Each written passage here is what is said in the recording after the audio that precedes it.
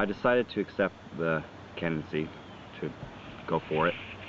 Kind of out of a principle, I guess, that if I want to see something happen, you have to do it yourself, and you have to try yourself, and it's not worth just talking about.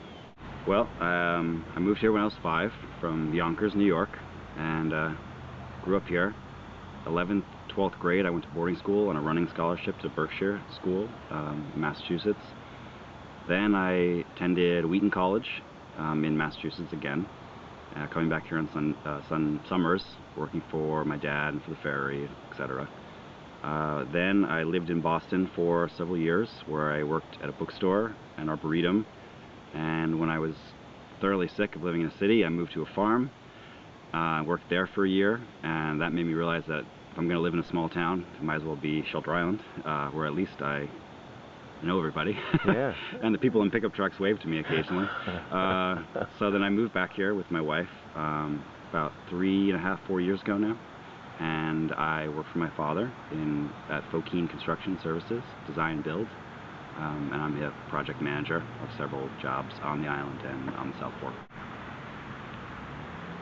Well, what I like about Shelter Island the most is, I think, what anybody who grows up in a town likes about the town the most: the familiarity with it, the knowledge that when you drive around town and you look through some woods, you know those woods, you played there as a kid, you have a story to tell about them, you learn a story from another person who's older than you.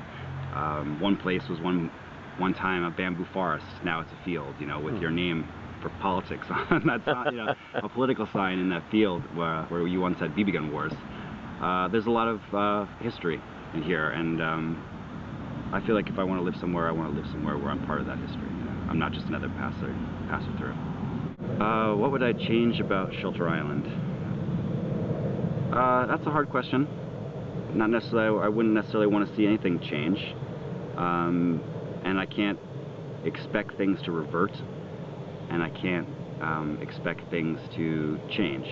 I can only kind of be there in a position where I can help see that the changes that do come inevitably are done keeping the best traditions of Shelter Island intact. What I would like to do as a town board member is work with a team, first of all, which I'm very lucky that it seems like everyone I've met on the board and my opponents are all great people.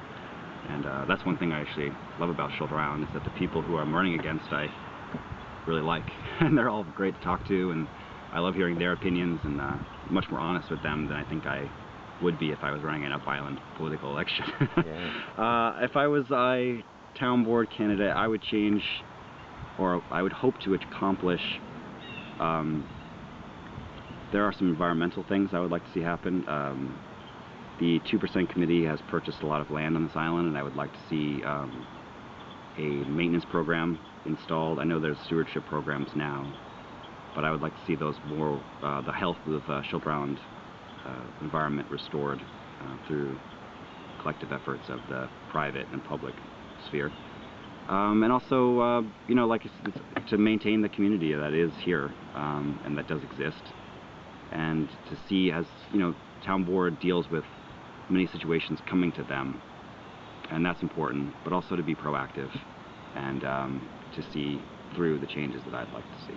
I love Shelter Island ecology especially, and I love the way history has made this place unique, like many other New England and New York areas, you know, finding the old apple orchard, finding a pear orchard, wine berries.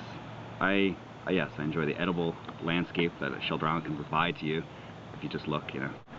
It seems like the board has been very successful at working on a base level to really preserve the island as it is, and also to keep us out of some of the more difficulties of Up Island and other New York State local governments.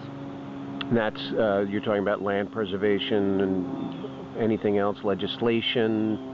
Yeah, that's a reference to land preservation, and also they're pretty fiscally responsible here, luckily. Well, the failures of the board, if any, are always on a issue-by-issue basis, so it's kind of hard to whitewash failure onto them as a group. Right. I wouldn't say that they failed at anything.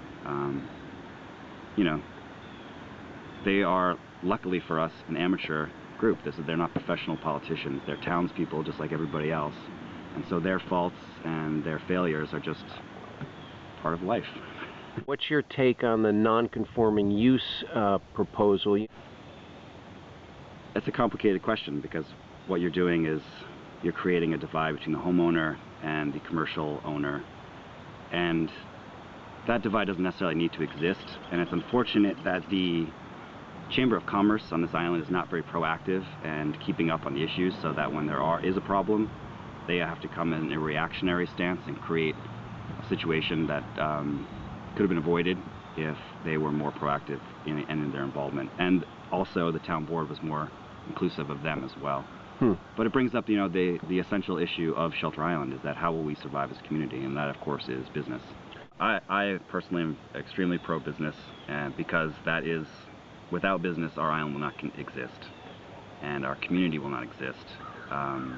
So though the specific issue of the non-conforming thing was not really indicative of the reason why they came because island businesses constantly feel imperiled by the changing community and trends. I'm in a good position in my life right now where I'm fully able to throw myself at this job with a passion.